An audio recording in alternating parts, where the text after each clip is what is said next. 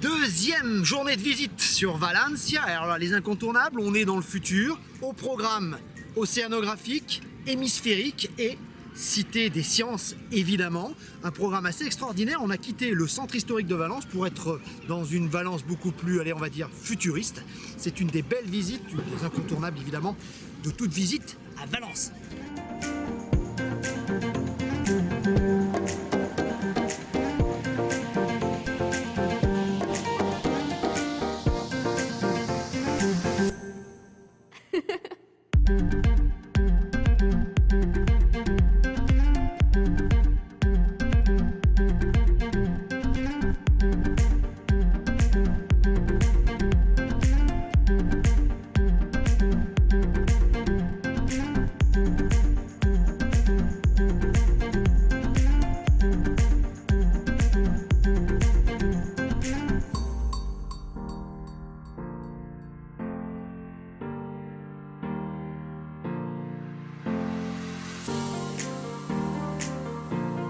La Cité des Arts et des Sciences de Valencia date de 1990, période de grande mutation pour la ville. Sachez que cet ensemble architectural unique est considéré comme ce qui se fait de mieux en Europe aujourd'hui. Quand on arrive pour la première fois devant la Cité des Arts et des Sciences de Valencia, on reste bouche bée. En effet, on ne peut être qu'ébloui, émerveillé et surpris de voir des bâtiments d'une telle blancheur, leur béton immaculé se dresse sous un ciel azur. C'est vraiment très étonnant, une cité du futur qui semble se dresser là, à quoi? À peine un petit quart d'heure du Graal, de la cathédrale et du centre historique de Valence. À l'origine de cette prouesse architecturale et de cette cité du futur, une catastrophe. 1957, le Túria en furie sort de son lit, inondant la vieille ville de Valence et emportant avec lui une quinzaine d'habitants. Les autorités valenciennes décident de détourner ce fleuve tumultueux et de le canaliser via un beau canal un petit peu plus loin.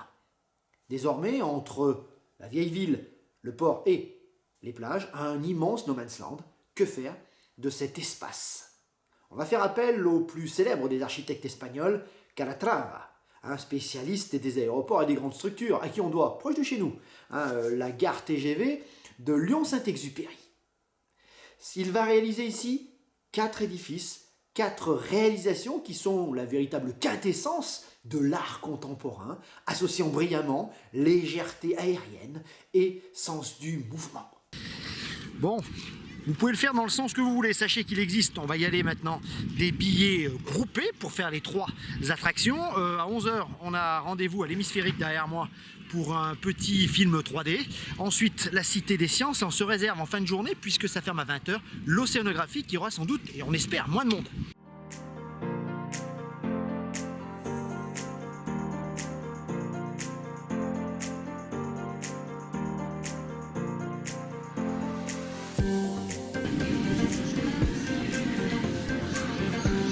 Allez, petit conseil pratique, plutôt prendre ces billets combinés au musée des sciences.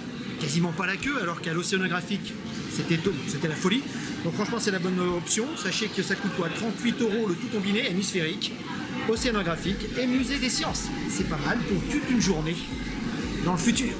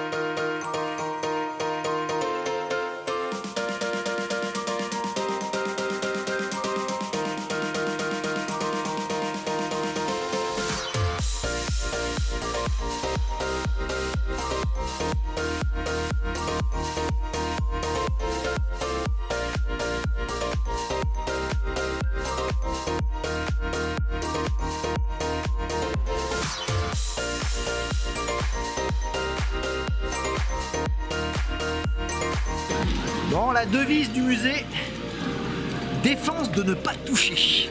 Si vous avez des enfants, c'est vrai que c'est super ludique, super intéressant et des jeux un peu de tous les côtés. C'est l'endroit où il faut être, surtout si dehors il fait 35 degrés comme aujourd'hui. Hein, sur le coup des midis, on est à l'intérieur, il y a un petit peu de monde. Mais c'est vraiment sympa la Cité des Sciences, à prendre en s'amusant, ça c'est top.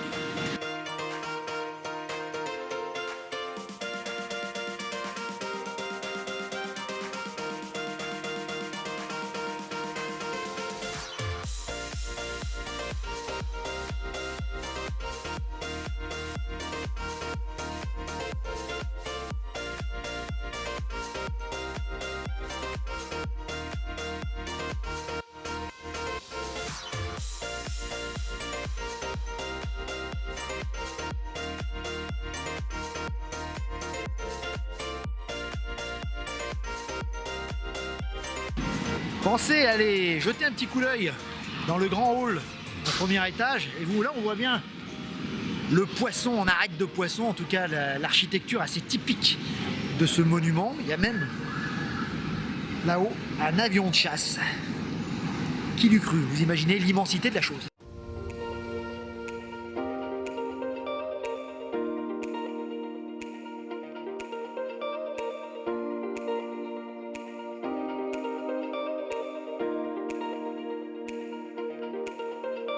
Au dernier étage, vous avez même un simulateur spatial, mais là aussi, il faut passer à la caisse.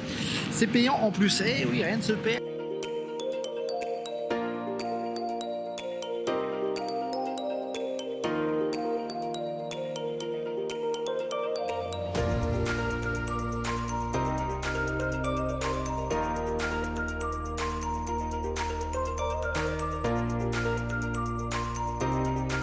Allez, pour terminer notre journée sur la Cité des Arts et de la Science à Valence, on se termine par le must, l'Océanographique derrière moi, le plus grand aquarium d'Europe, rien que ça.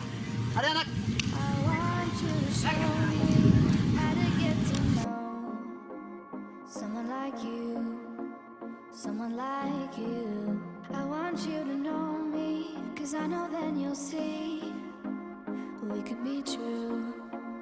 We can be true. I want you to see what I see in us. Something so real. 17h48, pas grand monde, c'est bien joué, il vaut mieux y venir en fin de journée. En plus, c'est vrai qu'il fait moins chaud déjà. Et puis, il y a bien moins de people. Ticket coup de fil pris sur internet ou comme nous, billets combinés, c'est le top. C'est ce qu'on vous invite à faire également si vous voulez profiter au mieux de cette visite incontournable. Trying without trying. And how will we ever see if we are meant to be? It's terrifying. It's terrifying.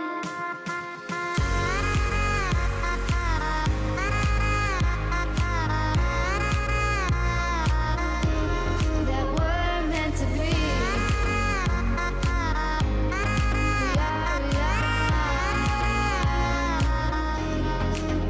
We're meant to be.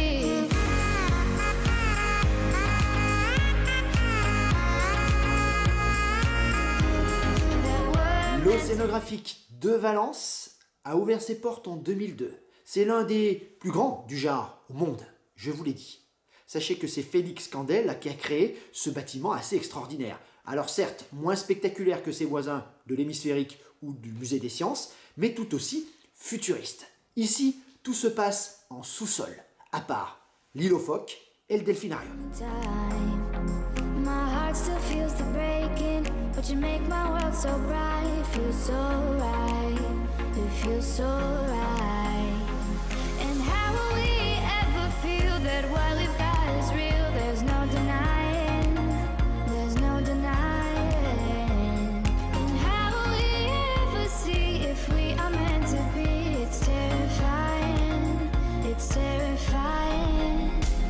And how will we ever know if the love will ever grow without trying, without trying? And how will we ever see if we are meant to be? It's terrifying, it's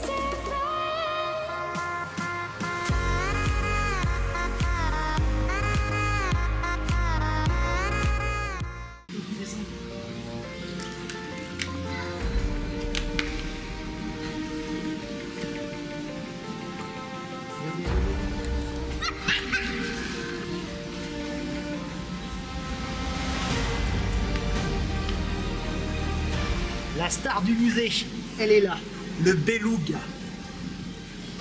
Regarde-le. Assez merveilleux, il est quoi? 19h, on est tout seul. Et l'animal est plutôt sympa. N'oubliez pas qu'on le surnomme le canari des mers.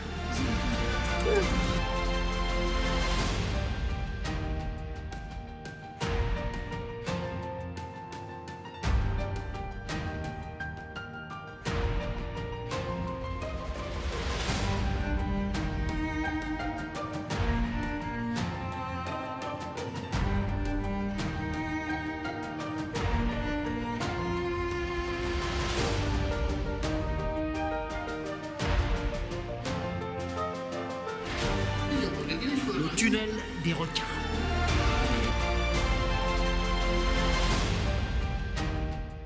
Imaginez 30 000 spécimens, 500 espèces différentes.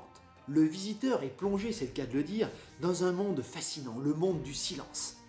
On passe à travers les différents milieux marins de la planète, les différents écosystèmes de l'Atlantique à l'Antarctique, en passant par l'Arctique, mais également les 7 bassins dédiés à la Méditerranée, et surtout l'un des summums de la visite, le fameux tunnel panoramique.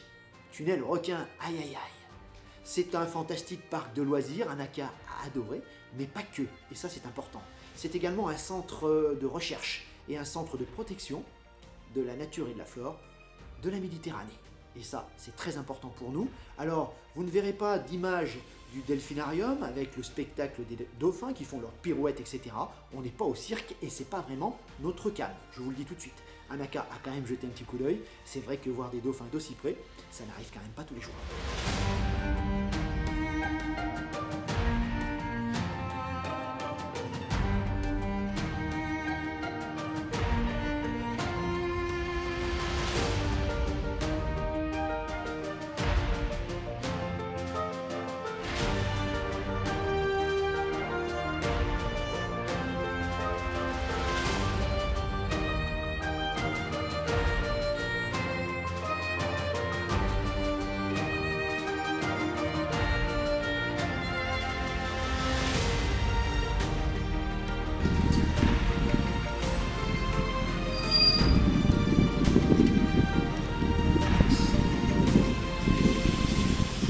Tip top, madame la petite qu'on a adorée. Direction maintenant, la journée est terminée, mais pas tout à fait.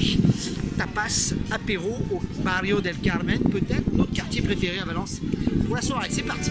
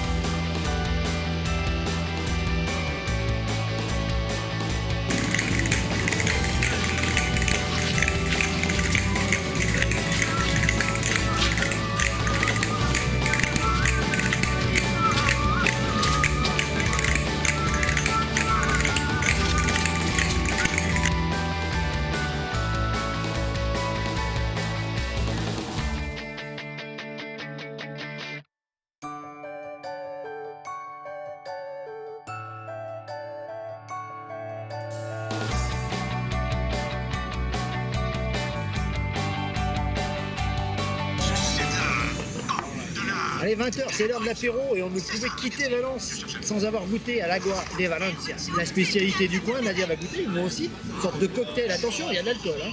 Et puis la bière, évidemment, la Touria, la bière du coin. Santé. C'est un jus d'orange en fait. Un jus d'orange. Oui, il a tapé.